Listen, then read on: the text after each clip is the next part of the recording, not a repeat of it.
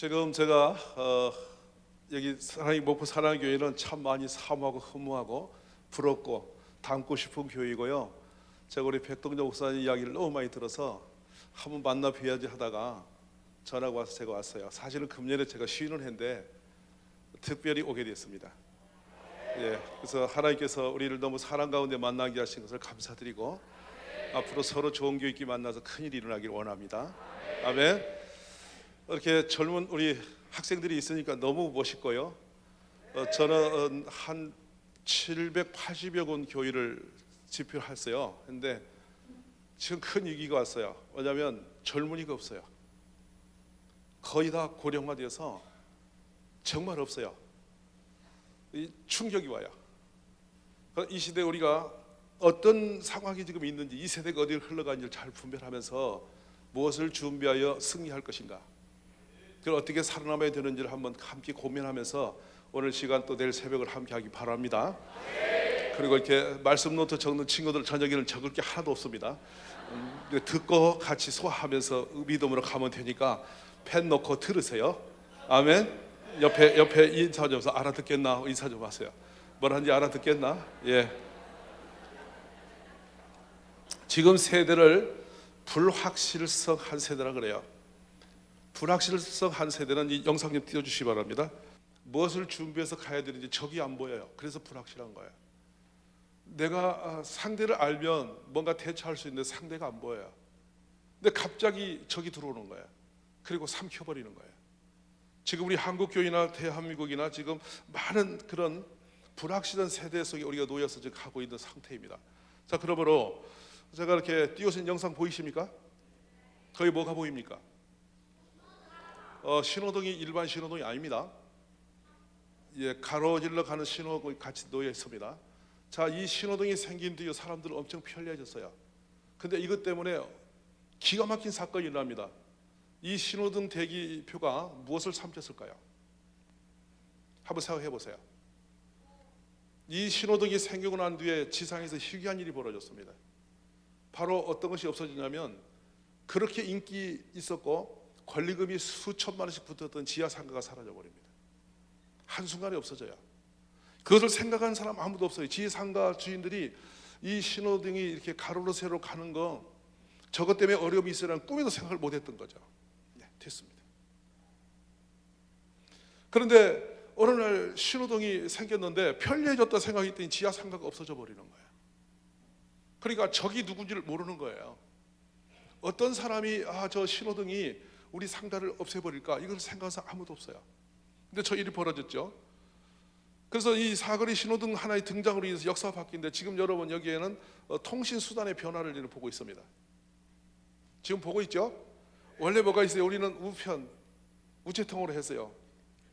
그러다가 이제 전화기 번호를 돌리죠. 그 다음에 삐삐 나왔어요. 삐삐 아는 사람 별로 없어요. 빨리 지나가 버려서. 그 옆에 친구 삐삐 있으면 엄청 부러워했어요. 삐삐 올리면 뛰어가서 공중전화 돌렸거든. 알아들어요? 그런데 어느 날 갑자기 공중전화 카드부터 사거리 사라져 버립니다. 그러더니 이제 손으로 모바일폰 들어왔어요. 근데 그때 아저씨들은 이 011이라는 전화기가 이 냉장고처럼 생겼어요. 되게 컸어요. 그리고 자동차에다는 이 안테나를 2m 50씩 올려갖고 그걸 2개씩 걸고 다녔어요. 통신 수단이 없어서. 그래, 그걸 들고 있는 분이 식당에서 나오면 막 사람들이 부러워했어요. 일부러 그래서 큰 거를, 통신도 잘 안 되는데 그걸 막 이만큼 들고 다니고 잘 되지도 않았어요, 사실은. 왜냐하면 수신 장치가 잘 안 됐어서. 근데도 그거 들고 다녀야 신사, 사장님, 부자티가 났어.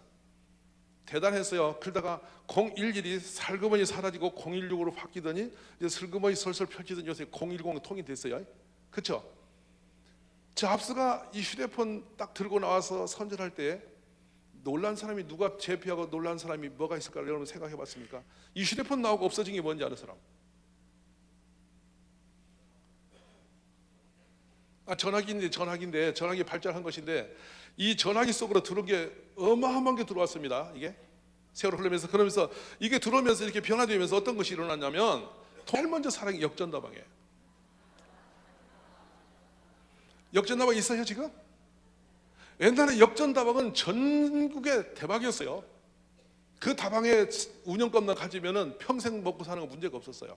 왜냐하면 열차를 무한 기다려야 됐고, 무조건 열차는 버스처럼 서지지 않고 그냥 그 시간 되면 가쁘니까 역전다방에 미리 가서 친구를 만나든지 기다리든지 하고 탔으니까 역전다방은 언제나 초만 원이었어요. 근데 역전다방이 갈 필요가 없습니다. 왜냐하면 지금은 얼굴을 마주보고 알아서 다 이 손바닥에서 세계를 다 움직일 수 있고, 이제는 점점 이제 쇼핑까지도 백화점에 갈 필요가 없어요. 휴대폰이 내 필요한 걸 다 공급해주고 있어요. 심지어 내 먹는 것부터 시작해서 입는 것까지 내 모든 필요한 것을 휴대폰이 다 공급합니다. 근데 이것이 있으면 더 큰 위기가 왔어요. 그게 뭐냐면 소통이 단절되었습니다. 저는 종종 그 모습 보는데 부부가 같이 앉아서 식탁에서 밥을 먹는데 남편이 앉아서 문자로 보냅니다. 뭐 먹어? 그러면 저쪽에서 부인이 보냅니다. 알아서. 모르겠다니까. 나도 몰라. 그거 어떡하라고? 글쎄. 지고 오고 하다 합니다. 그리고 기분 나쁘면 크크, 허허, 이렇게 갈구리 걸고 이상한 것 이모티콘 띄우고, 그러다 드디어 말합니다. 말해. 뭐 먹어? 모른다니까. 그럼 문자로 짜장. 이렇게 가는 시대죠. 여러분 무슨 이해됐죠? 대화가 끊겼습니다. 그래서 사회가 점점 망가졌는데 누가 이걸 상상해냈겠습니까? 여러분 지금 여러분 보이는 이 영상은 뭐냐면 영국입니다. 영국 교회가 무슬림에게 1년에 약 470개씩 팔려갑니다. 이제는 피가 새고 안에 보수할 수가 없어서 그냥 쿡한 썩은 냄새가 진동을 합니다. 저번에도 가서 그 카펫을 하나 갈아주는데 250만 원 카펫이 없어서 이 카펫, 썩은 카펫 위에서 먼지 펄펄 나는 데서 90대 되는 할머니 두 분 앉아서 예배드리고 있어요. 이 영국 교회야. 이제는 저걸 문화재에서도 풀어버립니다. 왜냐하면 더 이상 저를 존치할 수가 없어서 일반 상가로 매매가 시작이 됐어요. 지금은 카페, 술집이 기호위가 대박입니다. 왜냐하면 음향 시설이 좋으니까. 이렇게 영국 교회가 무너졌습니다. 왜 무너졌느냐? 영국 교회가 무너진 기가 막힌 전략이 하나 있습니다. 그것이 뭐냐면 주 5일제, 제일 큰 타격받는 것. 그리고 산업사회 되면서 여성들이 직업을 갖고 점점 사회로 나가면서 여성 활동. 두 번째로 주 52시간 근무제. 두 가지가 영국 교회를 무너뜨렸어요. 지금 우리나라 왔나요? 안 왔나요? 그게? 우리나라 지금 시작되고 있습니다. 앞으로 어떤 위기가 오고 있냐면 제가 어떤 조사를 쭉 해보니까 1년에 약 180일을 쉬합니다. 180 쉬는데 조금 더 지나면 어떤 일이 벌어지냐? 주 이제 5일제에서 4일제로 바뀝니다. 그러면 금토일 3일을 쉬죠. 어떤 사람이 금토 쉬고 주일을 지켜올 사람이 얼마나 있을까? 지금 여기 앉은 젊은 세대들은 그때 기다려줄 수 있을까? 그런데 또 한 번 고민을 합니다. 길에 다니는 젊은 대학생에게 웃습니다. 어이 젊은이, 우리 회원이 되어줄 수 있겠냐? 우리 회원이 되면 말이지 평생 탈출이 없다. 죽을 때까지 회원이야. 종신제 회원이야. 그게 어디죠? 교회에 등록하면 종신입니다. 맞아 안 맞아? 그리고 너희 돈벌이의 10분의 1을, 소득의 10분의 1을 반드시 매달 갖다 바치라. 11조입니다. 맞아 안 맞아? 맞으면 아멘 하세요. 맞죠? 그 다음에 시간이 나면 가서 봉사하고 헌신하고 충성해야 돼. 그 너희 삶에 평생 가져야 할 회원의 의무야 그거는. 그리고 종종 감사 헌금도 내야 되고. 맞아 안 맞아? 자연 탈퇴는 불가능해. 그러면 큰일 날 수 있어. 자, 이런 회원 모집을 한다면 회원이 들 사람이 얼마나 있겠어요? 점점 세상 사람들은 이기적인 삶으로 바뀌면서 이 세대 흐름 속에 그 자기 삶을 맡기고 이제는 어떤 이 교회라고 하는 신성한 그룹에 들어오기를 꺼려합니다. 지금 우리는 그런 세대를 지금 지나가고 있는 거죠. 영국 교회가 무너진 걸 보면 우리도 남의 일이 아닌 것을 직감해야 됩니다. 이건 보통 큰 위기가 아니에요. 우리는 지금 안전합니까? 우리 한국 교회는 안전한가요? 매년 이렇게 많은 교회들이 사라져가고 있는데요, 더 하나 무서운 일이 벌어집니다. 지식층에서 유아 세례를 부모님에 의해서 강제로 받았는데 이제 세례를 없애자, 탈세례 행사를 자기들끼리 하고 있습니다. 이게 지식층에서 영국에 일어나고 있는 일들이에요. 자, 이것은 남의 일이 아니면 생각하면서 우리가 준비할 줄 믿습니다. 그 다음에 초고령화 문화재, 완전히 남겨진 무덤처럼 교회는 파는데, 교회 안에 들어가면 무덤들이 벽에도 있고 바닥에도 있고 교회 마당에 전부 다 무덤이 되어 있습니다. 영국 교회가. 그래서 이제 태어나서 가고 죽어서 가는 것이 교회 됐어요. 자, 이런 세대가 남의 말이 아닌 것을 우리가 깨닫는 것이 복이있습니다. 그런데 교회는 드디어 돈이 되고 부동산이 되어졌고요. 자, 이제 봅시다. 제가 지금 올리고 있는 장면은 어떤 것을 올리고 있느냐면 한국 교회의 흐름을 제가 말씀드립니다. 최초로 우리나라에 1995년도에 어떤 일이 있었냐면 후임자를 찾습니다. 교회 목사님 광고를 그려내서. 근데 좀 지났더니 은행에서 교회에 돈을 주겠다는 거예요. 그러더니 갑자기 교회 매매 광고가 나오고 이제는 교회가 전부 상품이 되어서 부동산처럼 팔리기 시작해. 한국교회 가고 있는 세대 흐름입니다. 자, 그래서 그럼에도 불구하고 하나님 우리에게 큰 은혜 주셨죠. 부흥기가 있었어요. 70, 80년대에 정말 놀라운 부흥이 있었어요.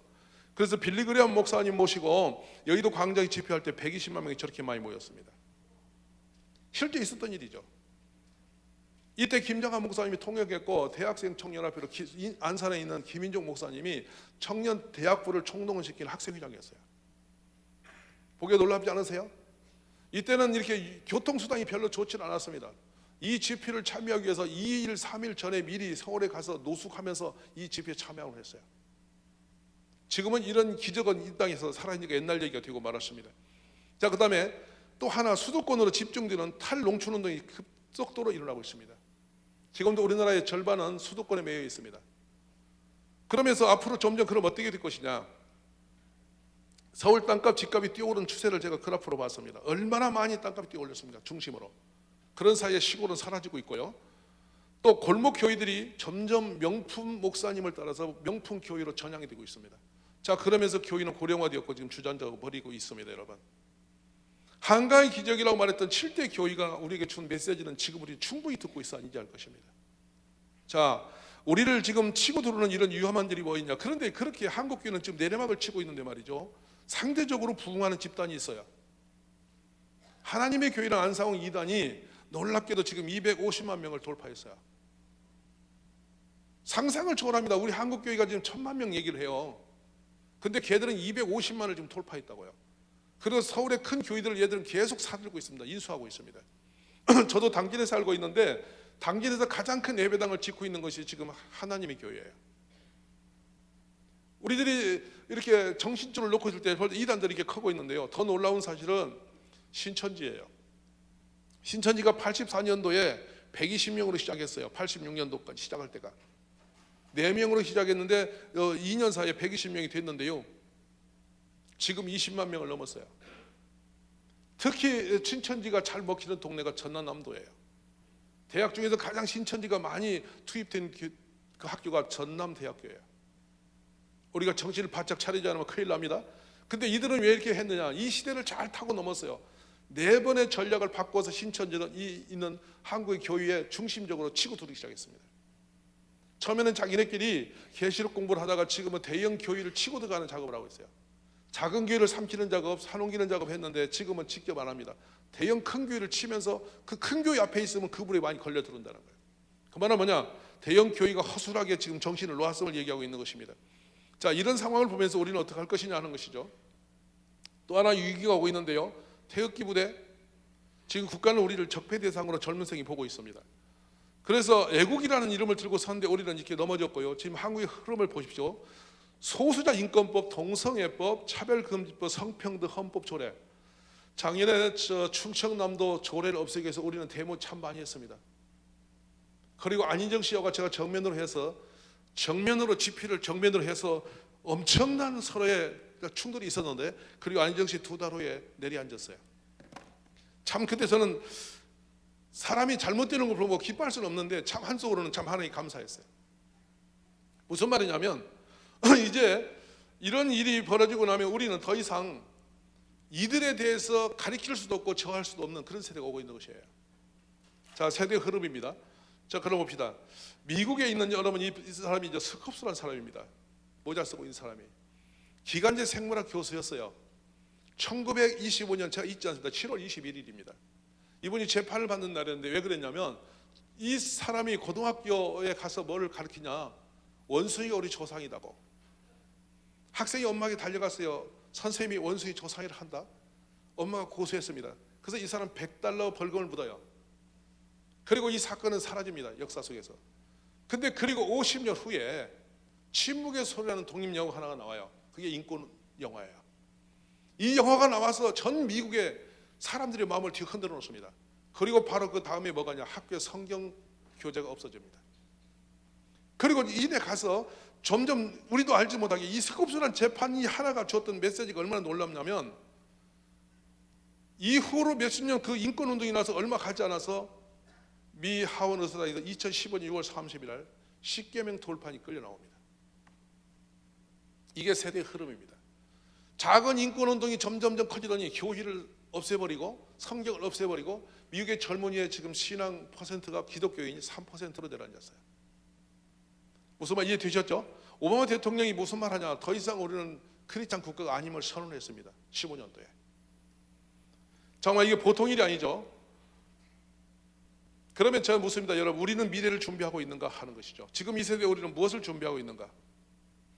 여러분 기억합니까? 1592년 4월 13일 도요토미 히데요시가 일본의 막부 시대를 끝내고 통일을 하고 그 전사들에게 나눠줄 것이 없었습니다. 위험합니다. 그래서 그들의 눈을 돌리기 위해서 저 명나라를 정복하자는 이름을 걸고 조선을 치고 도는 날인데요, 너무 가슴 아픈 일은 부산의 상륙에서 20일 만에 한양이 들어갔어요. 한양이 들어가서 또 놀라운 일이 있습니다. 이들은 사무라이 기질이 있어서 오야봉은 도망가지 않는데 한양이 갔더니 오야봉이 없어. 조선 임금이 없어. 이미 신우주가 도망갔어. 얼마나 빨리 도망갔니? 벌써 나라 끝에까지 가버렸어. 평양에서 정신 차리고 찾아보니까 왕이 없어. 근데 놀라운 것은 남아있는 왕자를 조선 사람들이 잡아다가 이들에게 진상을 합니다. 그러면 그 당시에 한양까지 거리를 측정해 볼 때 도보로 걷는 시대인데 약 600km. 이 길을 20일 동안 간 것은 말이 뛰는 속도로 달려버린 거예요. 전쟁다운 전쟁을 한 번도 거치지 않고 그대로 파죽지세로 한양에 들어가 봅니다. 그런데 더 가슴 아픈 일은 이 임진왜란 바로 끝나고 40년 후 다시 우리는 병자호란을 맞아요. 어벙하니 있으면서 왕이 남한산석으로 강화도로 도망갈 시간도 없이 남한산으로 올라가서 거기서 나와서 항복하고, 바로 3년에서 머리를 7번 치받고 또 3번 큰절 올리면서 항복해버린 이런 비극적인 일이 일어납니다. 우리가 이렇게 비극적인 역사를 감당할 만큼 우리가 얼마나 비참하냐. 그때 잡혀간 사람이 30만 명이 잡혀갑니다. 이때 돌아오는 것이 환향녀라는 이름이 나와 있죠. 정말 더 기가 막힌 것은 한일합방입니다. 그리고 훌쩍 넘어서 약 250년 후에 우리나라는 일본인들에게 총 한 방 쏘지 않고 항복해버립니다. 나라를 통째로 주어버렸습니다. 자, 참 비극적인 우리의 역사를 제가 여러분 돌려봤습니다. 그때 감사한 것은 우리에게는 잠재력이 있다는 거예요. 징기스칸이 전 세계를 다 덮었는데 고려 사람을 못 잡았습니다. 그래서 큐빌라리가 뭐였냐면 자기 딸을 조선 왕에게, 고려 왕에게 시집을 보내서 부마국으로 바꿔요. 그러니까 이 조선이란, 고려란 나라는 작았지만 엄청난 저항력이 있는 나라였어요. 그래서 정복을 못하니까 이제는 이 고려 왕에게 자기 딸을 시집 보내서 우리하고 이제 인척을 맺자, 이렇게 해서 조선을 보호한 일이 생겼어요. 전 세계에서 가장 강하고 정복이 강했던 몽고족을 상대로 버텨냈던 민족이 고려입니다. 자랑스럽지 않으십니까? 오늘 그 피가 여러분 우리 속에 흐르고 있는 것입니다. 근데 1950년대 세계 꼴찌 나라였습니다. 그런데 우리가 그때 GDP가 67달러예요. 이건 말도 안 되는 경제입니다. 근데 지금 우리는 얼마가 하고 이제 18년에 3만 달러를 진입을 했어요. 금원이 넘었어요. 이제는 10대 경제 대국이 되었어요. 놀랍지 않으세요? 그런데 이 세대 이 역사를 이룬 분들이 누구냐 하면 지금 60대 70대 어른들입니다. 작년 여름에 아침 4시 30분에 기상해서 5시부터 밤 10시까지 집회를 했습니다. 고려신학대원 강당에서 전국에 계신 원로 장로님들 가족을 모았는데 70 이상의 장로님만 모였어요. 600여 명의 장로님이 모였는데 말입니다. 월, 화, 수요일 날 저녁까지 집회를 계속했거든요. 근데 한 분도 결석자가 없이 100% 아침부터 밤까지 다 앉아 계세요. 이게 저력입니다. 믿음의 저력을 해서 제가 그때 충격을 받았어요. 그리고 2주 후에 청소년 집회를 했어요. 그 자리에서. 근데 청소년들이 첫날은 꽉 찼어요. 근데 오전 집회가 끝나고 오후에 보니까 5분의 1이 없어요. 다음날 보니까 절반이 도망가서 갈수록 사라져. 70대도 버티는데 10대가 못 버티는 거예요. 여기 10대는 그런 사람이 한 사람도 없으리라고 믿습니다. 근데 더 무서운 한국의 문제가 뭐였냐면 출산 문제입니다. 출산이 얼마나 심각하냐 보십시오. 단군 이래 가장 많은 친구를 가진 세대가 71년생, 한 해 102만 태어났어요. 여기 71년생 있으십니까? 그분들은 대박 시대입니다. 한 교실에 한 방에 가면 50명, 60명씩 앉아서 공부하던 그 시절, 막 기차표 타이어 고무신 하나 신고 막 마당에 뛰고 다니는 그때 그 시절, 벤또가 없어서 도시락을 못 먹던 그 시절.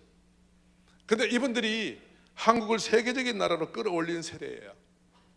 감사하시기 바랍니다. 길거리에 60대 이상 어르신들이 다니면 여러분 정말 감사해야 됩니다. 그 분들이 이 대한민국을 세계 나라로 끌어올린 민족이 최고의 전사들입니다. 아멘이십니까? 그때 할머니들은 미싱을 돌렸고 우리 할아버지들은 공장에서 2교대 3교대 하면서 허리띠를 졸라매고 죽기 살기로 돈 벌어서 자녀를 가르치는데 얼마나 많이 가르치냐. 한국의 젊은이가 76%가 대학을 졸업해요.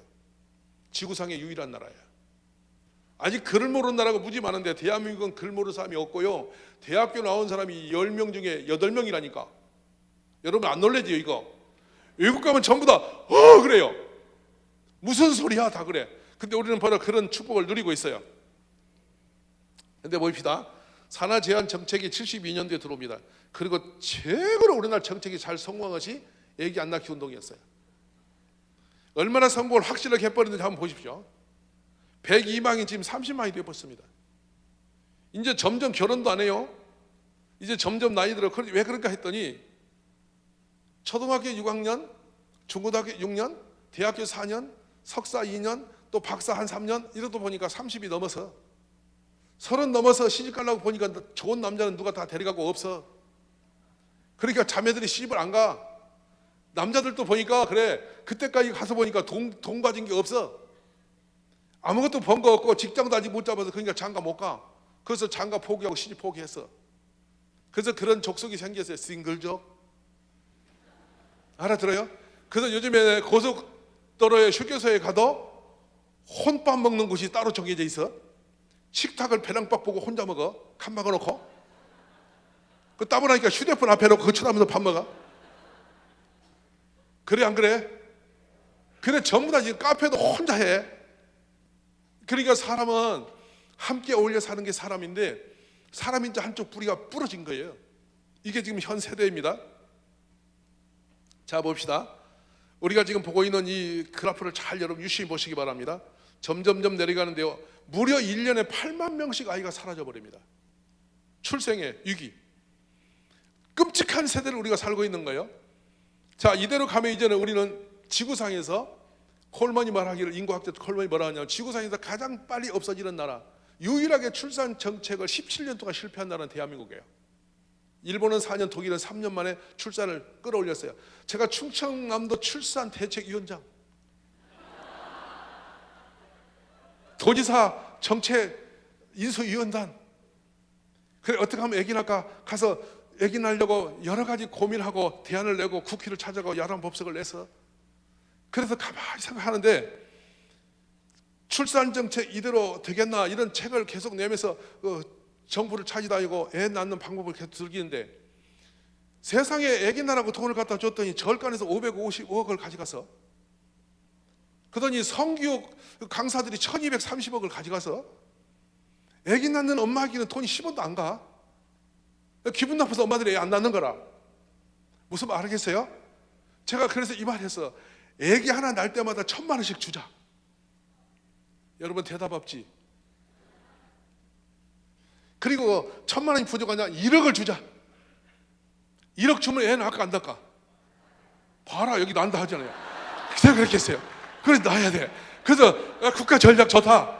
작년에도 우리 정책에 국가에서 27조가 남았는데 그거 돈 풀어서 애기 낳겠다고 하는 사람이 줄 세워가지고 선착순 해가지고 풀어.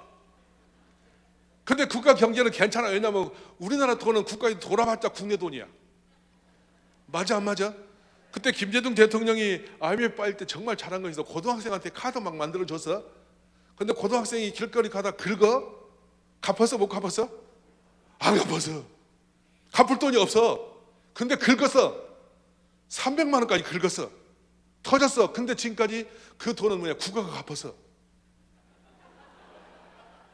신기한 나라야. 근데 IMF에서 연구하는데 가장 해괴한 전술이 통한 나라. 이상한 나라. 위상으로 계속 긁었는데 국가가 잘 됐어. 너무 웃기는 나라. 여러분 하여튼 재밌는 나라야. 이게 우리 대한민국은 세상에서 안 해본 거 다 해본 나라야. 알아듣죠? 저력이 있는 나라. 너무나 감사한데 어쨌든 우리는 이런 세대를 살고 있는데 지금 저는 이걸 보면서 그래요. 인구가 이렇게 급속도로 감소하면 어떻게 되냐. 국가가 없어지고 교인은 괜찮을까? 괜찮을까? 어린이집이 1년에 몇 개씩 없어지는지 제가 보니까 이 피아노 데이터를 보니까요. 약 7,000대씩 팔렸어요. 한 대. 근데 16대에 2,700대 팔렸더라고. 제일 많이 뚜렷이 통계가 나올 수 있는 하나를 소비자를 본 거예요. 근데 피아노가 안 팔려. 이제는 영창 무너져. 또 삼익도 무너져. 이것만 무너진 게 아니야. 문방구가 없어졌어. 학교가 수도 없이 없어져. 어린이집이 1년에요 4,000개씩 사라지고 있어. 무슨 말 아세요? 심각합니다. 초등학생 숫자를 한번 봅니다. 2000년대 400만 명이었습니다. 근데 지금 어디로 갔나요? 절반이 사라져 버렸습니다. 이게 이제 한 학교 마당에 있는 아이들의 그림인데요. 비교가 되세요?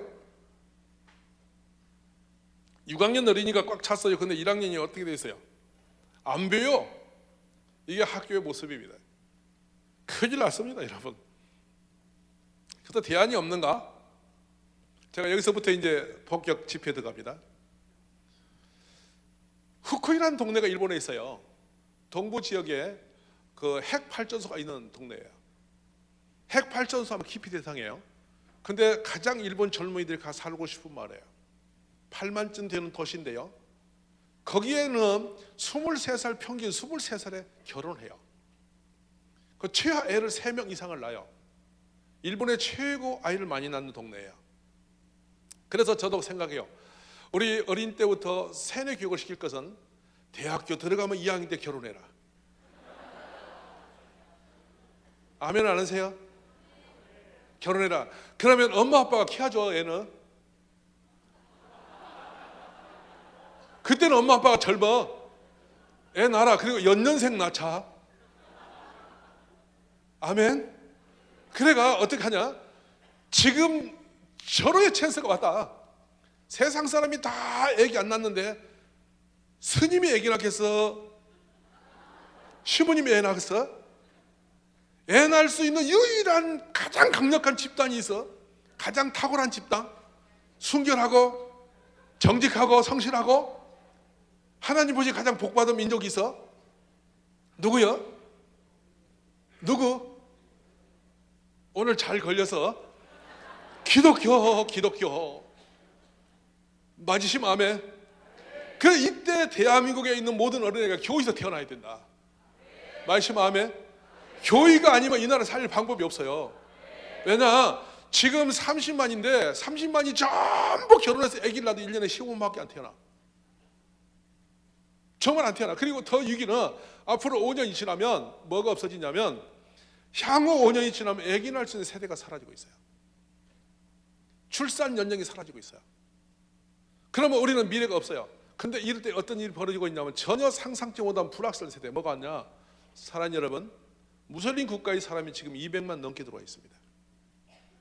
전남도 인구보다 더만큼 더 들어와 있습니다.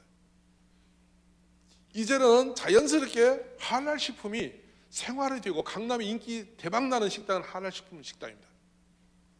여러분 들어보셨을 겁니다. 어제도 인천에서 한 방송이 KBS에서 대대적으로 들겨주던데 우리도 알지 못하는 사이 이미 우리는 무슬림 국가의 문화로 적셔들어가고 있습니다. 송도에는 그들이 세우는 대학이 생기고 그건 무조건 공짜고 졸업해도 취업이 안정되고 장학금이 계속 주어지는 그런 학교를 무슬림이 만들어갑니다. KBS가 문을 열어서 무슬림을 특집 방송으로 돌려주고 있습니다. 자 이렇게 되면서 우리는 이제 애기 안 나는 것도 그치지 않고 국가 자체가 근간히 흔들리고 있습니다. 근데 이때 누가 알을 낳아야 되냐면 바로 임금이 제일 무서운 건 군인이 아닙니다. 출애굽 때 바로 임금이 제일 겁나고 무서워했던 것은 이스라엘 백성들 애기 낳는 문제였습니다. 무슨 말 아십니까? 출애굽 1장 7절을 9절은 바로가 잠을 못 잡니다. 무서워서. 왜냐하면 이스라엘 백성이 애를 너무 낳아. 너희들이 자고 나면 애를 낳아. 그래서 막 바로 임금이 일을 엄청 시켰어. 흙도 거기 흙은 버슬버슬해. 애국 그 나일강 여기 흙은요, 이게 뭉쳐지도 잘 안 해. 그거를 지푸레기를 넣고 이렇게 해야 되는데 집도 안 주고 그냥 맨손으로 으개서 벽돌 싸라고 막 때리면서 시켰어. 근데도 애가 계속 태어나.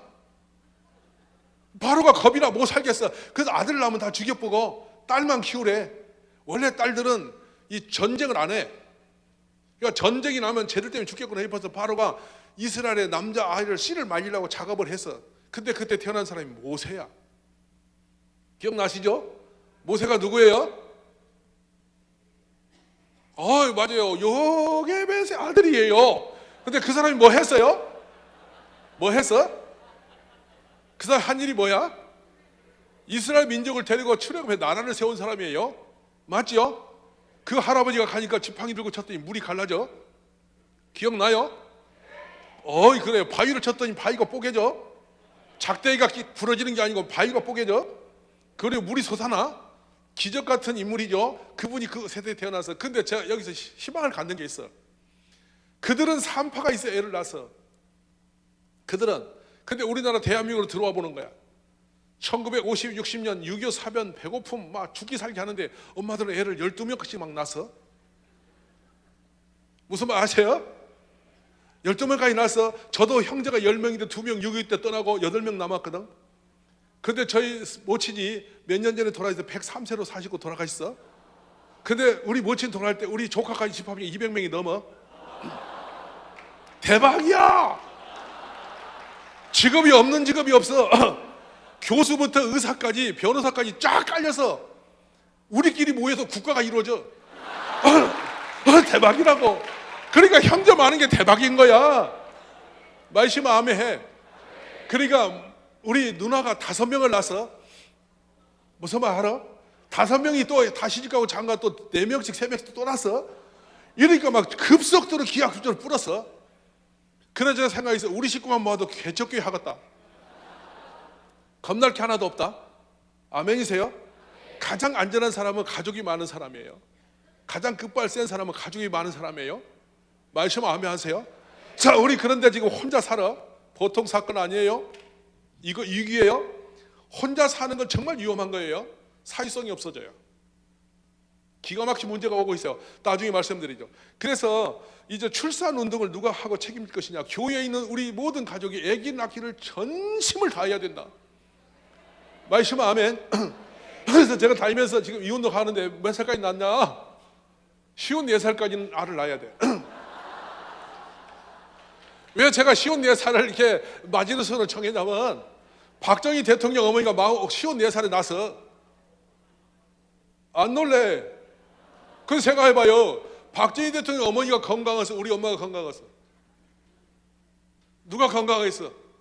지금은 얼마나 건강하니 너 건강이 넘쳐서 비만이 와서. 그러니까 충분히 알을 낳으면 되는데 독일에서 61세 할머니가 애 낳았어. 61세. 알아들으시면 아멘이에요. 낳았어. 그러니 오늘 밤에 우리 목포 사랑교회 가족 중에 54세 미만의 모든 분들은 오늘 계시의 영을 받아서 아이를 낳는 축복이 있기를 원합니다. 아멘. 제가 이 운동을 왜 하기 시작했냐면 창원의 남지읍교회라는 데를 갔어요. 근데 목사님이 저에게 뭐라고 말하냐면 목사님 우리 교회 오면서 우리 교회의 꿈과 소망에 대한 그 설교를 준비해 오세요. 그래서 제가 갔어요. 갔는데 이 커피를 타고 오신 분이 누군가 봤더니 65세 먹은 할머니가 커피를 타고 왔어. 4살 먹은 유손녀를 하나 얻고. 그래서 아니 연세가 어디 됩니까? 그랬더니 6학년 4반입니다 이래. 나이가 60 넘으면 학년으로 바꿔요. 64가 넘으니까 6학년 4반입니다 이렇게 바꿔. 그 제가 헤아려 이해했어요. 그럼 64세란 말입니까? 맞지요. 그래요. 근데 왜 이 할머니가 커피 다 왔어? 했더니 우리 교회 제가 제일 젊어요. 그래, 성도 250명 되는 읍의 제일 큰 교회 앞에서 제가 설교를 올라갔는데 너무 놀라운 충격이 온 거야. 자, 보세요. 꿈과 소망을 가지고 설교하러 왔는데 보니까 70대 할머니만 하얗게 앉아 계세요. 우리의 꿈과 소망은 어디 갔어요? 70대 할머니에게 꿈과 소망을 갖자는, 무슨 꿈을 꾸고 소망을 어디다 주자는 거예요? 손자 자를 돌봐주자? 그것도 이제 연세 들어서 안 되고 어제 천국을 바라보자가 되어버리는 거야. 기가 막힌 비극적인 모습이에요. 충격. 그 다음에 여기 담양, 곡성, 연합집회 하는데 세상에 예배당에서 세탁물 냄새가 나. 집회하러 올 때 할머니들이 새 옷을 빨아입고 오신 거예요. 자, 그 상황에 제 눈물이 나는 거예요. 정말 시골의 할머니들만 쫙 앉아 계셔요. 이게 지금 현재 모습입니다. 그러면 강남의 교회들은 젊은가? 어림없는 얘기입니다. 지금 이미 60대 고비를 넘어가고 있습니다. 제가 오늘 밤에 깜짝 놀라고 세계 최고 종교 한역은 목포 사랑교회 이렇게 젊은이가 많은 줄 꿈에도 몰라. 하나님이 오늘 하늘에서 깜짝 놀라실 것을. 아멘. 하나님께 감사히 박수하세요. 그래서 제가 어떤 운동에 그 사실을 보고 와서 우리 교회에서 새가족을 신방할 때마다 제가 계속 사정하면서 무릎 꿇으면서 축복하면서 기도해 준 게 있어. 애기 낳자고, 애기 낳아달라고. 그러면 막 목사님 책임질러 이라고 막 대들고 얼마나 압력을 넣었는지 벨시오를 다 했어. 애를 계속 낳아서 어쨌든 낳고 보니까 우리가 3,000명을 넘어서. 와, 대단한 거야. 마음먹으면 할 수 있는 거야. 그래서 교회 평균 연령을 작년에 찍어봤더니 29살이야. 대박이 난 거야. 좋아 안 좋아? 그러다 보니까 당진이 17만 도시인데 초등학교에 12.4%가 우리 애들이야. 지상을 정복해서 아멘. 생명을 번성한 거예요. 감사하지 않으세요? 아멘. 그래서 지금 제가 여기 올린 게 하나 있어요. 아까 목사님 이제 어린이들 위해서 뭔가 교육관을 짓고자 하신 비전이 있어 제가 언뜻 들었는데, 지금 뭐를 우리가 해야 되냐? 교회가 보육원을 만들어야 되는 거야. 애를 낳기만 하면 엄마가 애 키울 이유가 없어. 교회가 키워주자. 그러면 잘 봐, 얼마나 좋은지. 애가 태어나 산후조리원 나온 엄마가 애를 아침에 되면 교회에다 맡겨. 그러면 교회에서 종일 애를 뭘로 키우냐면 찬송 속에 키워. 무슨 말 알아? 그랬더니 나이 드신 권사님 보고 애 보라 했더니 무릎이 아프다고 그래서 요즘에 로봇을 만들어서 로봇에 얹혀놓으면 로봇이 애를 업고 놀아줘. 그래가 애가 막 울면 더 세게 흔들고, 조용하면 조용히 하다 흔들고, 애가 자면 근덩근덩 그냥 살망살망 흔들고, 그거 집을 끄집으면 엄마 음성으로 노래도 불러주고, 막 그 엄마의 모든 걸 정서적으로 다 주는 그런 로봇을 개발하고 있는 거예요. 무슨 말 아셔? 교회 목사가 미쳤지. 애기 봐주는 기계를 만들고 있어. 그래 중학교 1학년부터 데려다 지금 AI 공부시키면서 그걸 준비하고 있는 거예요. 모형은 여러 가지 나와서 곧 나와요. 알아듣기 바랍니다. 그래서 교회가 어떻게 하냐? 애가 태어나면 엄마들이 어디로 데려가냐? 교회가 그냥 무료 돌봐주는 거예요. 돌봐주고 저는 정부에다 계속 말하는 거라, 1시간 돌봐주면 1인당 10,000원씩을 드려라. 우리 권사님들이 보너스 받아야 된다. 그 권사님들이 이제 50 이상 넘으면은 딴 데 가지 말고 교회 와서 애 키워야 되는 거야. 아멘 하시기 바랍니다. 그러니까 사회에서 할 일 없으니까 맨날 빨간 옷 입고 산에 올라다니니까 단풍나무가 다 죽어버렸어요. 이제 그만 올라가고 교회 와서 애 키우자. 나이시면 아멘. 기도하며 애 키우고 찬송서 애 키우자. 그럼 어려서부터 그들이 사무엘처럼 크지 않겠나? 맞습니까? 그래 퇴근할 때 와서 애 데려가도록 하자. 그래서 권사님이 하루 종일 보기 지루하다. 오전에는 애 봐주고 오후에는 전도 가고 2교대 하는 거다. 2교대. 말씀 아멘. 그래서 옆에는 소아과 의사 선생님이 계시고 간호사가 계시고 애들의 케어센터를 만들어서 충분히 아이를 오면 가정에서 엄마보다 더 잘 키우게 하자. 왜 옛날에 엄마가 애를 많이 낳을 수 있냐면, 저는 8째인데 저는 제일 세상에 무서운 사람이 우리 큰 누나예요. 우리 누나한테 눈에 비이면 밥도 굶겨쁘고 나를 방에다 갖다 뿌고 나 반 죽었어. 엄마는 내가 하나도 안 무서워. 엄마는. 근데 누나가 눈에 딱 한번 쌍심 쥐고 째려보면 나는 죽는 거야. 무슨 말 알아들어? 그런데 내가 컸을 생각하면 우리 누나 등에서 컸어. 그러니까 내 동생이, 제 밑에 동생이 또 있는데 우리 누나 5명이야.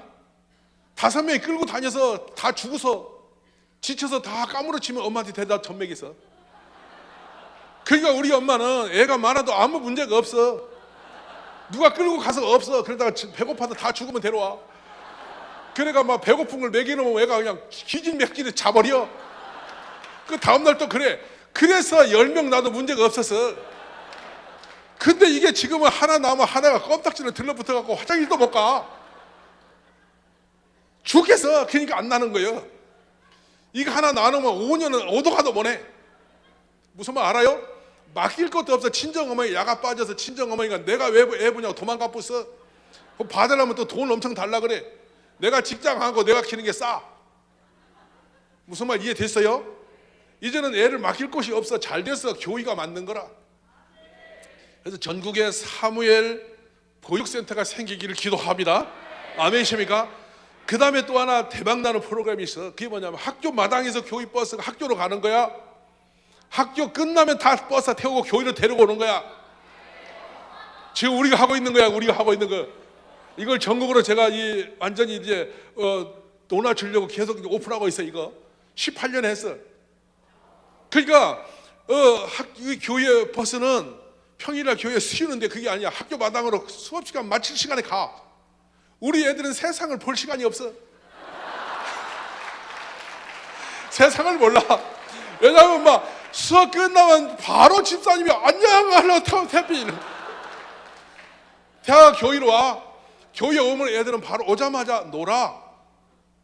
학원처럼 그 머리 질리기 전에 신나게 놀아. 잘 놀아야 잘 살아. 아멘. 봐봐, 부부간에 잘 놀아야 같이 잘 살아. 부부간에 놀지 모르니까 싸움하고 살아. 맞아요. 아니 부부가 같이 놀 줄 알아야지. 맨날 눈 부릅뜨고 싸우고 먹고 살기만 하다 보니까 둘이 지쳐서 못 살아. 맞아 안 맞아? 또 더 큰일이 뭐냐, 혼자 태어나도 혼자 살아. 놀 사람이 없어. 아빠는 늦게 와 새벽에 바쁘고 엄마는 잔소리만 퍼붓고. 노는 대상이 아니야. 엄마는 꾸지람의 대상, 짜증의 대상. 그래서 초등학생이 기도 제목이 올렸어요. 우리 엄마 어서 돌아가시게 해주세요. 세상에서 제일 빨리 세상을 떠났으면 종이 우리 엄마래. 왜 그러냐고 뒤에 물어봤더니 잔소리 때문에 못 살겠대. 애 하나니까 엄마가 배터리 짓듯이 지져버리는 거야. 인나라 일어나라 장발 챙겨 뭐 해서 전부 다 로봇 만들어. 그러니까 40살 먹어도 엄마야, 장가 갔네, 엄마야 나 밥 안 준다. 이렇게 집에도 엄마한테 일을 바치는 남자가 살아. 이게 기가 막힌 세상인 거예요. 무슨 말 알았습니까? 대학교 가는 학생들이 전부 다 과목을 본인 선택 못해서 엄마야 봐라 과목이 까마득 한데 어디로 가야 되나. 그러면 집에 있는 엄마가 기다려봐라. 인터넷 찾아가지고 엄마가 이 과목 괜찮은 것 같다. 대학생이 없어. 집에 다 유치원생만 있어. 이 지금 지구가 돌아가는 게 지금 제정신이 아니야. 여러분 알아들어? 근데 봐봐. 학교와 1학년이 1시 때 들어와요. 6학년이 3시 때 들어와요. 알아듣습니까? 걔들이 오면 교회에서 간식을 줍니다. 머릿속에 계속 교회는 좋은 곳으로 인식이 됩니다. 간식을 주어요. 잘 놀아요. 그리고 나서 음악을 가르쳐요. 정서적인 안정권에 들어갈 사람이 좋은 사람 돼요. 하나님을 찬양을 악기를 다룰 수 있어야 돼요. 그래서 전 학생이 악기를 다뤄. 바이올린을 하든지 피아노를 하든지 다 하게 해. 알아듣습니까? 근데 그런 선생님은 개인 레슨은 비싼데 교회가 최고면 싸. 무슨 말 알아듣기 바래. 무슨 말 아시지?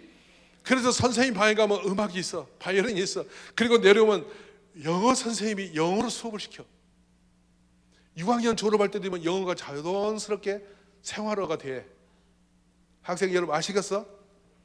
그러면 엄마가 영어만 잘하면 길이 많아. 길이 많아. 세계는 넓어. 알아두시면 아멘. 길이 너무 많은 거야. 그러니까 학교다 맡겨놓으니까 맨날 애들이 도망치고 학원에 맡기니까 안정이 안 되는데 교회로 가더니 저녁 8시 반에 저녁밥까지 먹고 세수하고 찬송가 부르면서 성경 외우고 착실하게 훈련 잘 받고 집으로 퇴근을 야가 8시 30분에 해. 알아들어? 맞으시면 아멘. 이게 여러분 바로 방과후 돌봄 센터라는 이름인데 사실은 이건 저는 협동조합이나 교회들이 엄마 공동체를 만들어서 법인을 조직하든지 직접 해서 이것도 방과후 지도 국가 지도가 받을 수 있어요. 공급받을 수 있어요. 국가가 후원할 수 있는 거라고. 이것도 통로가. 그러면 주일학교는 걱정이 없어. 이제 왜? 학교 끝나면 다 주일학생이야. 말씀은 할렐루야. 그래 철저히 교회에서 크기 때문에 성공하는데 왜 이 고민했느냐 보세요. 지금 합동 측이 통계가 나온 거는 2017년도 12월 말로 나온 통계가 모태신앙의 주일학생이 30대에 남은 사람이 몇 퍼센트가 5%입니다. 저희 고려파 고신 조사했더니 9% 못 미칩니다. 100명이 주일학교에 있었는데 30대 결혼하고 나서 교회에 남는 사람을 보니까 5명 남더라는 거예요. 왜 이렇게 됐을까? 주일학교 프로그램 자체가 너무도 지금 실망스럽게 잘못 가고 있다는 거예요. 그럼 우리가 정신을 차리고 이제는 360 주일학교를 바꾸는 체가 있어야 됩니다. 아멘이십니까? 그래서 그걸 바꿔놓고 나니까 주일학교 높아지기 시작합니다. 이제는 이거는 경쟁 상대가 생깁니다. 입학 때 되면 부모들이 2박 3일 와서 텐트 치고 기다리고 막 이래. 요즘에 전산으로 바꿨습니다. 서로 둘라고 난리가 났어요. 이런 좋은 프로그램들을 교회가 이제는 운영해야 될 때가 된 줄로 믿습니다. 그래서 말씀드리는 그렇습니다. 초등학교 때부터 출산 운동을 계속 해야 되겠는데 어린이서부터 아이들 머릿속에 가정교육이 자들고 가족의 축복됨을 계속 인지시키면 일찍이 결혼도 하고 행복한 가정을 세울 수 있습니다. 알아듣기 바랍니다. 그래서 지금 계속적으로 최하로 애를 못 낳으면 3명만 낳자는 거예요. 알아듣기 바라죠. 그래서 이제 우리 오니까 너무 오늘 그 학생들이 많아 좋은데 이 학생들이 대학 가면 전부 결혼하기를 원해요. 아멘 하세요. 부모님이 또 그걸 지지해 줘야 돼요. 대학 가서 괜찮은 여학생 보이냐? 빨리 결혼해라. 첫 번에 좋은 사람이 평생 좋은 거다. 무슨 말 알아요? 무슨 말 알아요? 이것은 지나간 말이 아닙니다. 여러분 안산 동사학교 김인정 목사님 3자녀가 있는데 3명이 다 대학 때 다 결혼했어요. 그래서 사모님하고 목사님이 애를 키느라고 죽을 고생했어요. 근데 그 아들이 벌써 다 커서 아주 행복해요. 너무 행복해요. 알아듣기 바랍니다. 근데 막 이게 이제 대학원 나와서 막 사람이 눈이 띄어보면 내 눈높이에 맞는 사람이 없어요. 얼굴이 반발하면 돈이 없고 또 돈을 안 몰라보니 생긴 게 그렇고 도무지 맞는 사람이 없으니까 이제 독신 산다 이 말이 나오는 거예요. 그래서 정신 못 차릴 때 대학 때 그냥 눈만 보면 번쩍 그럴 때 그냥 바로 결혼시켜버려야 돼요. 근데 이걸 왜냐면 어려서부터 좋은 가정세 운동을 계속 교회가 훈련을 시키면 충분히 가능해요. 저번에 저도 이제 대학교 막 이제 있는 아가 휴학하고 결혼하는 걸 제가 주례를 섰어요. 어머니 권사님이 창피하다고 막 난리가 났어. 창피는 할 맛이야. 그게 창피하다 내가. 어느 결혼시키자. 제가 막 급속도로 주례했었어. 얼마나 감사한지 알아? 그랬더니 금방 애기 생겼어. 할렐루야. 이렇게 여러분 생육하고 번성한 아버지 하나님의 뜻입니다. 맞습니까? 근데 중요한 겁니다. 자, 이렇게 크는 아이들을 어떻게 키울 것이냐 하는 거예요. 어떻게? 자, 여기서 이제 중요한 키를 가섭니다. 그냥 주일학교 교회에서 계속 오래 데리고 있어서 되는 것이 아니라는 겁니다. 어떤 사람으로 만드느냐가 더 중요한 것인데 생각해 보십시오.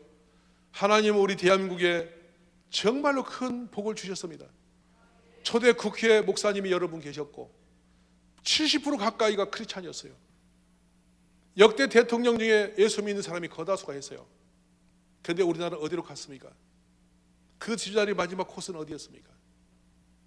우리가 지금 주일학교의 핵심 키워드가 뭔지를 아까 목사님 6가지 말씀했는데 제가 너무 공감합니다. 뭐를 해야 되냐? 좋은 사람 만드는데 어떤 사람이 좋은 사람입니까? 하나님 보시기에 마음이 합한 사람. 맞습니까? 하나님 보시기에 기쁨이 될 만한 사람 만들어야 되는 거라.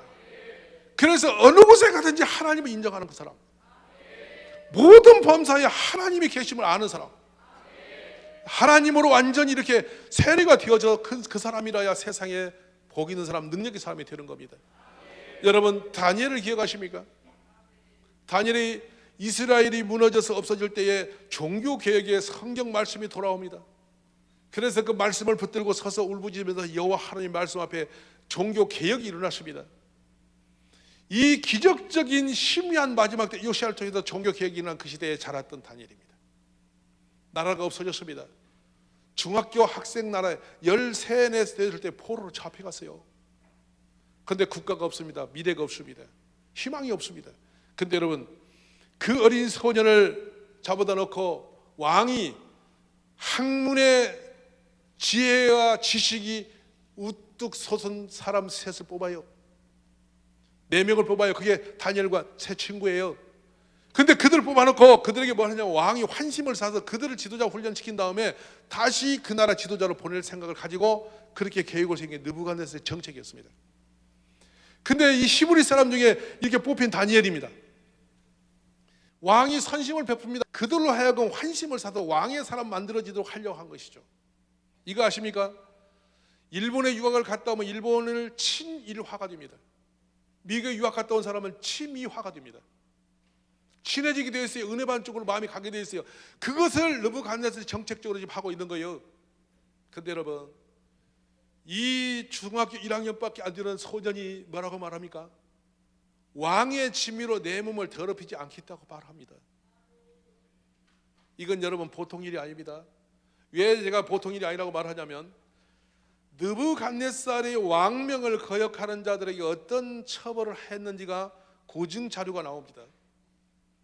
이 창끝이 다이아몬드처럼 이렇게 사각 마루목으로 된 창끝이 50cm입니다. 그 끝에 창이 5m 창 자루가 있습니다. 긴 창입니다. 이거를 판자에다 구멍 뚫어서 같이 박아서 밀고 가버리면 전차인데 그 창이 가서 꽂혀버리기 때문에 느부갓네살 군대를 당할 자가 없었어요. 혼자 창 들고 칼 들고 휘둘려봤자 이렇게 벌집이 되어버리는 겁니다. 밀고 들어오면. 근데 그 창 하나를 딱 꼽아서 빼서 땅에다 꽂아놓고 왕명을 거역한 사람을 높이 들고 올라가서 항문에다 거기다 꽂아버립니다. 그러면 이 마루목골 창이 항문에 뚫고 목으로 나와요. 그렇게 해서 길에다 꽂아놓습니다. 왕의 명령을 어기면 이렇게 죽는다. 자, 그걸 다 보여줬어요. 근데 이제 13살쯤 된 소년이, 그 처참한 포로로 잡혀간 그 어리석은 소년이 그 왕 앞에 주신 은혜를 뭐라고 하냐면 왕의 베푼 은혜를 거절해 버렸어요. 사람은 거절당하면 적대감이 올라오게 돼 있어요. 근데 왕의 명령을 거절했다는 것은 이거는 상상도 없는 일이에요. 근데 다니엘은 거기서 그걸 거절하고 섭니다. 근데 놀라운 일이 벌어집니다. 하나님이 환관장에게 은혜를 베푸셨다. 아멘. 그 믿음이, 다니엘 속의 역사는 하나님이 그 적국에 있는 환관장을 은혜에 끼치게 만들어서 그의 눈으로 다니엘 보니 한없이 긍휼함을 가지고 보게 만들어서 다니엘 편에 서서 말하게 만들어. 만약 이 사실이 까발려지면 자기 목이 날아가는 거야. 근데 그때는 구족을 멸족시켰어. 8촌이 아니라 구족, 그러니까 씨를 멸족당하네, 왕을 거절하며. 근데 그런 위험을 가진 이 사람이 다니엘이 너무도 사랑스럽고 긍휼한 눈으로 느껴지므로 다니엘을 도우면서 너희가 만약에 채소 안 먹고 이러다가 몸이 상하거나 얼굴이 안색이 좋지 않으면 내가 죽을 텐데 라고 하면 돌봐줍니다. 아멘이십니까? 근데 당대에 다니엘은 하나님 은혜를 입어서 그 고비를 축복으로 바꿔버립니다. 아멘. 자, 그러면 봅시다. 은혜 입는 사람, 하나님이 은혜를 주는 사람, 은혜 옷을 입혀주는 사람, 바로 우리 자녀가 그런 사람 되길 원하는 거예요. 그러니까 다니엘, 또 구약에 가면 노아가 당대 패약한 세대가 있는데 은혜를 입은 사람이거든요. 은혜는 단순하지 않습니다. 하나님이 한없이 자비하심으로 그를 붙들어주는 사람입니다. 바로 그게 요셉이 그런 사람입니다. 할렐루야. 우리 자녀들이 교회에서 그 은혜의 사람으로 크는 것보다 행복한 일은 없어요. 부모님들이 그 눈 열리기 원합니다. 그러니까 세상 학원으로 가는 게 아니라 학교 끝나면은 교회로 오게 만들어야 된다. 교회에서 믿음으로 자라나면 하나님의 은혜가 그 앞에 임하여 그가 어디를 가든지 주님이 동행하셔서 그를 믿음으로 승리하게 만드시는 것입니다. 그러므로 하나님으로 난 자마다 세상을 이긴다고 그랬죠. 세상을 이기면 이것이 우리의 믿음이라 했단 말입니다. 이게 우리 자녀들에게 무엇보다도 강한 믿음의 사람으로 바꿔주는 것, 이게 가장 축복된 일임을 믿습니다. 다니엘이 90이 되었어도 나라가 무너지고 임금이 4번 바뀌었어도 허물이 없는 사람입니다. 왜 그랬습니까? 그는 하나님 앞에 정직한 사람입니다. 여러분, 정직은 가장 강한 능력입니다. 기독교의 위대한 힘은 정직에서 나옵니다. 여러분, 아멘이십니까? 정직은 하나쯤이 되지 않습니다. 어려서부터 몸에 체질이 되어야 정직해집니다. 위기가 오면 헛소리하고 거짓말하고 엉뚱하고 남의 탓이나 되고 변명하고 이건 사람은 큰 사람이 될 수 없어요. 그러니까 다시 보세요. 아담이 변명하면서 죄악 속에 빠져서 무너져 버립니다. 사람은 실수할 수밖에 없고 약할 수밖에 없는 존재입니다. 하나님이 아십니다. 그러니까 다윗이 실수합니다. 우리아를 죽이고 밧세바를 취한 것은 다윗의 치명적인 잘못입니다. 그런데 당대 임금으로서는 넉넉히 할 수 있습니다. 백성은 왕의 소유니까. 그러나 하나님 앞에서 있는 다윗이 그런 일이 안 되는 거였습니다. 근데 다윗이 그것을 완전 범죄로 끝났습니다. 아무도 모릅니다. 그런데 여러분 보십시오. 너무도 놀랍게, 너무도 충격되게 이 다윗이 나단에 의해서 발각이 됩니다. 그러면 1대1이니까 다윗의 말 한마디면 나단은 그대로 죽임을 당할 수 있습니다. 그런데 다윗은 나단의 입술에 드는 말씀을 나단의 소리를 듣자고 하나님 음성으로 듣습니다. 믿음의 사람입니다. 그래서 내가 죽을 줄을 지었다고 잘못했다고 통곡하며 자복합니다. 이게 정직의 능력입니다. 그래서 다윗이 만약에 그때 그것을 은폐하려고 작업을 했다면 다윗은 씨가 멸종을 당한 하나님의 그 재앙이 있었을 것인데 하나님은 그 재앙을 피해 주셔서 복으로 바꿔주세요. 바로 이게 정직의 능력입니다. 그래서 교회를 다니면서 우리 주일학교 핵심 키드는 뭡니다? 믿음으로 사람을 세워놓고 둘째, 심령 깊은 곳에서 항상 어디 가나 자신에게 정직하게, 양심에 부끄러우면 사람, 아멘. 둘째는 이웃에게 정직한 사람, 그리고 언제나 하나님 앞에 정직한 사람, 이 사람이 되어줄 점 있습니다. 그러니까 이제 학교에 데려다 오면 이런 훈련을 일상생활 속에서 끊임없이 시키는 것입니다. 삶이 되게 만들어가는 것입니다. 셋째로 어떤 사람이 되냐? 무엇을 하든지 책임을 지는 사람, 청지기 정신을 심어주는 거예요. 어떤 사람이겠습니까? 보십시오. 내가 한 일은 끝까지 책임지는 것입니다. 자, 보십시오. 내가 결혼했습니다. 그러면 가정을 책임져야 됩니다. 자녀를 낳았습니다. 자녀를 책임져야 됩니다. 교회를 다닙니다. 교회를 책임지는 사람 되어야 됩니다. 성도 여러분, 교회는 목사님 책임이 아니라 내 책임입니다. 말씀 아멘 하십시오. 내가 똑바로 하면 교회가 좋은 똑바른 교회 됩니다. 내가 헛짓거리 하면 교회가 헛짓거리 되는 것입니다. 그러니까 누구 보지 말고 내가 그 책임자가 되라 이 말입니다. 책임자가 되면 세상이 눈이 열립니다. 교회 와서 교회를 책임질 마음을 가지면 교회의 구석구석에 할 일이 보여요. 책임감이 사라진 사람은 아무 일도 안 보이게 되십니다. 직장에 가면 직장을 책임지는 사람이 되어야 됩니다. 바로 그 정신을 가진 사람이 그곳에 서 있을 때 그 기업이 일어나게 되어 있습니다. 한 사람이 경비원으로 취업을 하려고, 철강에서 경비원을 취업을 하려고 도전합니다. 근데 이 사람이 어느 조건에도 경비원에 맞질 않아서 아웃이 됩니다. 일반 직장도 아니고요, 그 회사에 경비를 위해서 갔는데 경비원도 아웃됐다고요. 근데 이분이 그걸로 포기하지 않고 매일 아침 그 회사 정문에 가서 나 취직시켜달라고 데모를 하는 거예요. 혼자 1인 데모를 하는 거예요. 띠미고 데모하는 게 앞에 경비원 앞에서 나를 좀 취직시켜달라고, 나를 계속 졸라대는 거예요. 경비실에도 귀찮아 죽을 지경인 거예요. 그런데 어느 회장님이 비가 오는 아침에 출근하는데 어떤 사람이 경비원 앞에서 말하고 소리 지르고 말하고 싸고 있는 거니까 저 사람이 뭐한 사람이 아침부터 회사 와서 저러냐 물으니까, 아니 경비원으로 취직시켜달라고 저렇게 날마다 시달리게 한다고. 회장님이 이리 오라고 하라고. 당신이 왜 그러냐고 했더니, 내가 이 회사를 사랑해서 취직하고 싶어서 이거 경비원 좀 취직시켜달라고 하는데 이렇게 안 시켜준다고. 회장이 너무 어이가 없으니까 취직시켜라. 무슨 말 알았어요? 근데 기가 막힌 일이 벌어져. 이분이 크리스찬이었어요. 이분이 모든 직원이 공장에서 퇴근을 하고 나면 혼자 불을 켜고 공장을 돌아다녀요. 뭘 하나 봤더니 부품이나 연장 도구들, 공구들을 제 위치에다 다 정리를 하면서 청소를 하고 다녀요. 어느 날 회장님이 퇴근하려고 보니 공장이 불이 훤한 거예요. 이놈 아들이 퇴근하면서 불도 안 끄고 갔나 해서 화가 나서 뛰가 보니까 뭐 하나가 돌아다니고 있어. 당신이 누구냐? 그게 막 몇 번을 달려와서 절하면서 회장님 안녕하시냐 보니 본듯한데 당신이 누구냐고 했더니 경비원 가라로 취직한 사람이야. 기가 막힌 게요. 그래 이 사람 이름을 적어. 회장이 물어가. 당신 그런데 이 밤에 여기 뭐 하고 있냐고. 그러니까 제가 공구를 제자리에 정리정돈 잘해놓으면 아침에 출근하면서 바로 일이 시작되어서 생산가가 높아질 것 같더라고. 그리고 부품들 떨어진 걸 제자리에 갖다 놓으면 부품에 소실이 없어서 조금이라도 도움이 될 것 같아서 왜 당신이 그런 일을 하냐고 그랬더니 종일 가만히 서서 월급 타니 미안해서 내도 밥값을 해야지 생각이 들어서 보니 이 일은 내가 할 수 있을 것 같아서 공장을 다니면서 매일 이러고 있는데 얼마나 했냐? 오래 했다는 거요. 오래. 그렇구나. 회장님이 충격을 받습니다. 그래서 딱 돌아 한 말이 있습니다. 그래도 월급은 더 이상 안 줘.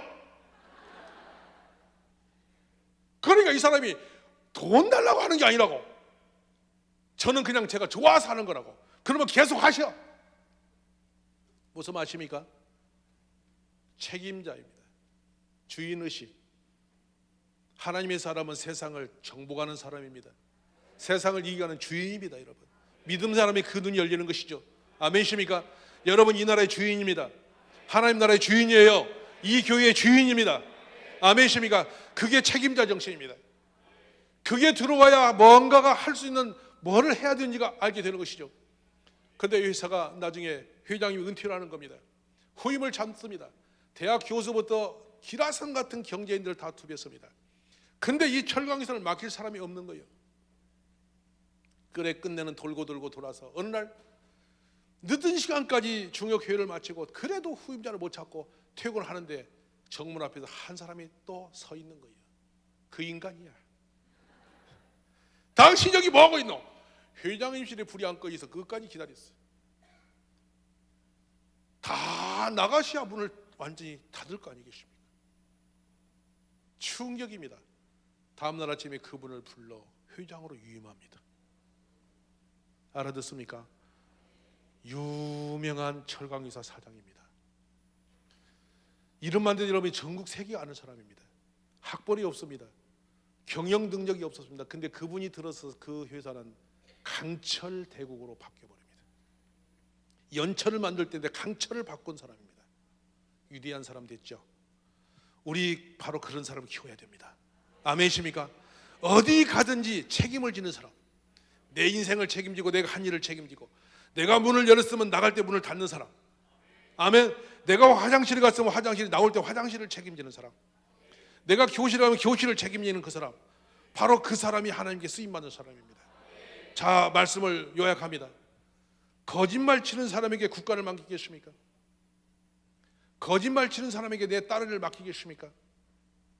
거짓말 찔질하고 다니는 며느리에게 우리 가정을 맡기겠습니까? 그럴 수 있습니까? 지식은 많고 학벌은 많고 탁월하고 잘생겼는데 거짓말장이다. 툭하면 거짓말하는 사람이다. 그 사람을 믿을 수 있습니까? 그 사람은 어디 갖다 놔도 탁월한 것이 탁월하지 못한 것입니다. 근데 다소 부족해도 정직한 사람 만나면 무엇이든 맡길 수가 있습니다. 한 번 맡으면 끝까지 책임지는 그 사람, 그 사람이 나라를 책임지면 나라가 일어나고, 그 사람이 기업의 주인이 되면 기업을 일으키는 사람 아니겠습니까? 아멘이십니까? 바로 그 정신, 이 청지기 정신이 우리의 정신이 되어야 할 줄 믿습니다. 자, 그래서 단순하게 애를 많이 낳자는 게 아니라 국가를 책임질 사람을 어디서 키워야 됩니까? 크게 말해서 이 나라 책임질 사람 교회에서 만들어야 됩니다. 저 일본을 정복할 사람, 갑자기 말이 줄은 뭐예요? 일본이 무서워요? 일본을 누를 수 있는 사람 교회에서 나와야 됩니다. 저 중국을 흔들어 놓을 수 있는 사람 교회에서 나와야 됩니다. 왜? 하나님의 사람은 내심이 아니라 하나님의 능력으로 사는 사람, 하나님의 권능으로 사는 사람, 그 사람을 어디서 길러야 되냐 이 말이에요. 누가 낳아야 되냐고. 누가 낳아야 되냐고. 교회에 아이가 17살이 됐는데 하나 길렀습니다. 이 교육의 현장에 들여다보고 엄마가 고민합니다. 나이가 50인데 집에 있는 17살짜리가 불량품이에요. 고등학교 가서 보니까 사람이 안 됐어. 해볼 수가 없어. 저거 키운 게 문제구나 싶어서 후회하고 있는데 이 강의를 듣고 나니까 너무 뜨거운 충격을 받았어. 애를 낳았어. 교회에서 키웠어. 6살 때 그 형이 대학을 들어갔다 나왔다 들어갔다 나왔다. 대학 졸업이 안 돼. 대학이 4년이면 되는 걸 지금 7년째 다녀. 머리가 아파. 그래, 하숙집에도 갖다 놔도 이것도 안, 저것도 안 되고 이거 되질 않아. 기숙사 가도 문제, 하숙집에 가도 문제. 그래 6살짜리가 엄마 아빠 따라서 그 형의 하숙방을 갑니다. 그래 형을 엄마 아빠가 뭐라고 단속을 하고 나오는데 애가 유리창을 탁 내리더니 하는 말이, 형아 정신 똑바로 차리고 엄마 아빠 고민하지 않도록 잘 좀 해. 6살짜리가 20살 넘은 형을 혼내고 문을 딱 닫고 똑바로 해 하고 왔더래. 여러분, 하나님의 사람은 달라요. 다른 거예요. 아멘. 아멘이십니까? 어제 8살 먹은 애가 저한테 동영상을 보냈어요. 무슨 동영상을 보냈냐면, 목사님, 제 동생 윤희가 1년 된 생일을 맞이했으니 목사님 축복해 주세요. 이러고 생일 그 사진을 동영상으로 찍어서 저한테 보냈어. 1학년짜리가 지 엄마도 못하는 걸 찍어서 해 나한테. 겁나는 거예요. 여러분, 이런 인물이 많이 나와야 돼요. 할렐루야. 교회 학교 그냥 예배 허술하게 가면 안 됩니다. 사람을 만들어야 됩니다. 작품을 만들어야 됩니다. 어려서부터 다른 건 공부 못하는 건 다 어쩔 수 없어. 엄마가 공부 못하면 애도 공부 못하는 거고, 막 그게 대를 물려서 안 되는 걸 우리가 어떻게 하겠어? 무슨 말 알겠어? 그러니까 애들아, 공부에 고민하지 마라. 엄마 실력이 네 실력이다. 그러니까 엄마가 공부 안 한다고 말하면 엄마가 안 한 걸 내가 어떻게 하냐, 그렇게 하면 된다. 그럼 많이 놀아라, 많이 놀아. 근데 누구를 만나? 하나님을 만나야 된다. 아멘이십니까? 그럼 하나님을 믿어야 되고. 할렐루야. 우리가 예수님을 닮아가면 되는 거예요. 맞습니까? 그래 살면 된다. 하나님이 이기게 하실 거니까 때가 되면 쓰실 걸 믿고 하는 거예요. 아멘이십니까? 그러니까 그런 것에 이렇게 걸리지 말고 정직해져야 된다. 정직해라. 별 수 없다. 세상에 가장 무서운 사람은 정직한 사람이야. 아멘이세요? 멋있는 사람이에요. 제가 유학 보낸 아이 한 사람이 전화를 했습니다. 야, 미국에서 생활하니 좋냐? 예, 좋습니다. 지금 대학교 4학년이지. 그렇지. 너는 연애하고 있냐? 그랬더니 헉 웃으면서, 목사님 이런 거 물으면 어떻게 해요? 이놈아, 너희들 연애할 나이가 되니까 목사님 궁금하잖아. 물어보는 거잖아. 그런 걸 왜 목사님 물어봐요? 궁금해서! 어떻게 하고 있는 거야? 그랬더니 할 말이, 목사님 제가요 여자를 안 사깁니다. 왜? 기도하는 여자가 없어요. 그럼 혼자 살 거냐? 아니요, 기도합니다. 그런 여자 나타나기를 기도합니다. 그래도 여자들이 많이 집적거리지 않아서. 그랬더니 많이 왔지요. 그래서 어떻게 했는데? 나중에 결혼하고요 제 부인에게 부끄럽지 않도록 제가 그런 일 안 하려고 결심하고 함부로 안 만났습니다. 잘했다. 잘했어. 여러분, 그런 애한테 딸 맡겨야 돼요. 말씀 아멘 하세요. 왜냐하면 그게 신전의식이에요. 하나님의 의식. 정직해야 됩니다. 죽어도 거짓말하지 말아야 됩니다. 맞지요? 아멘. 오늘 우리가 이렇게 좋은 새해 특세가 열리는 마당에 여러분이 좋은 사람 되시기 바랍니다. 하나님 보시기에 야 멋지다, 미래를 준비하는 사람 되시기 원합니다. 그래서 국가의 이 모든 위기는 어디서 희망이 있냐? 교회가 희망입니다. 모든 세상이 안 된다고 말할 때 교회는 되는 길을 열어갑니다. 길이 막혔다고 할 때 교회는 길을 내는 곳입니다. 아멘이십니까?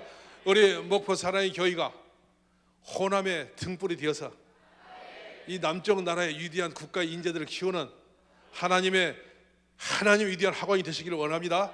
아멘이십니까? 손 높이 한번 들어주십시오. 손 높이 들고, 하나님이 찾는 그 사람, 아멘. 하나님이 찾으시는 그 사람, 주여 제가 바로 하나님이 찾는 그 사람 되기 원합니다. 주의 집에 기도합니다. 주여.